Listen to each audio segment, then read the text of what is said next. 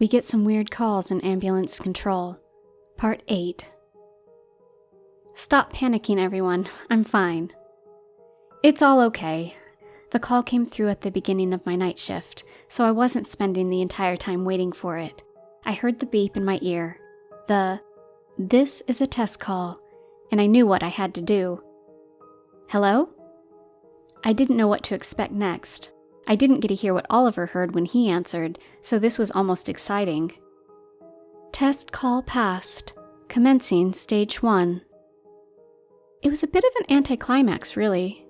I'd expected something menacing or threatening, a growling voice or something like that. The same cold computerized voice just saying something different. I didn't tell anyone I'd answered the call. After the situation with Oliver, I doubt any of them would care. They'd probably celebrate. That was one of the main reasons I answered the call after all. I walked in for my shift and everyone was just glaring at me. I did overhear a little more information about Oliver during the night. Anna was the control manager again, and she was telling the dispatchers that Oliver's husband had seemed completely uninterested in his disappearance. For all he had been telling me about their happy marriage and hopes for adoption, Oliver's husband was under the impression that they were going to divorce after an acrimonious separation. Turns out, similar happened with Naomi. She told her husband that she was cheating on him and walked out on him and their kids just before she answered the test call, leading everyone in their family to turn their backs on her. That struck me as weird. Naomi loved her kids and would have done anything for them. I know you can never be certain, but she doesn't strike me as the sort to cheat either. It's weird. Then there's me and my fight with Jack. He's with his parents now, and I don't think he'll be coming back, even if nothing comes of this whole test call situation. Maybe I'm paranoid, but this whole situation is so weird. It's like we're being isolated deliberately. I feel like something wanted me to answer the test call, and that's why my headset went crazy on Oliver's call.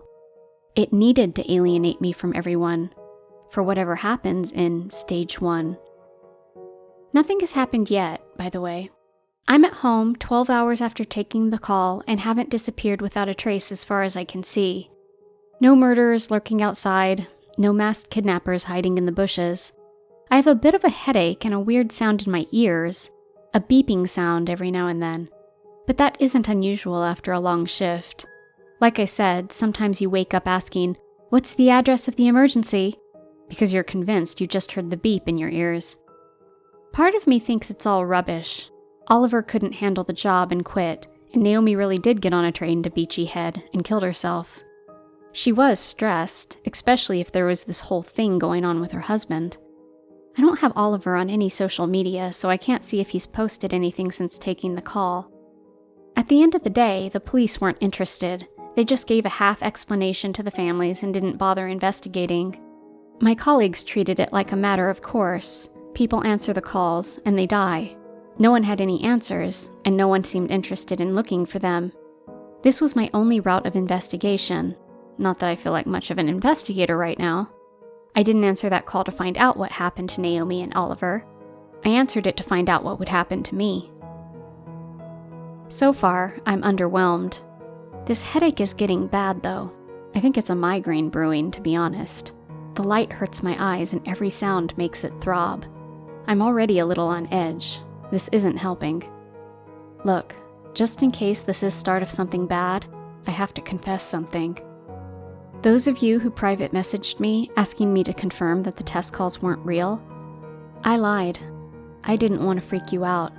Some of you are really panicking, and I wasn't sure myself if they were real at that point, so I lied. I told you they weren't real, and I'm sorry. They're real. Those of you who said you've had your door intercom or a phone say this is a test call, please be careful. I'm so sorry if this is my fault, if I've drawn them to you. I never wanted any of this. I thought I was just sharing creepy stories. I just wanted to get involved. I now realize I may have drawn their attention to you all. I've put you all at risk, and I'm so very sorry. Shit, none of this was supposed to happen. Don't let it spread any further. Don't tell people. Don't let other people know about this. I probably shouldn't be telling you this, but I needed to let you know. I needed to warn you. Fuck. My head. It hurts so much. Is this what happens? Am I going to just disappear? Or am I going to die? No one would find me. Jack has no reason to come back to the house. No family to speak of. My colleagues don't care. I'll never be found. The cycle will carry on. We all have to answer the call eventually. The curiosity becomes too great. You're left with nothing left to stick around for. If they want you to answer the call, you'll answer. They'll strip you of everything you have until the only way out is to answer. Answering isn't the bad thing.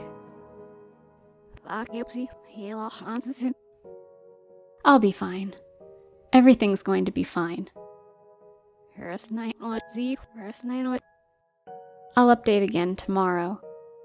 What will we be on by then? Part 13 or something?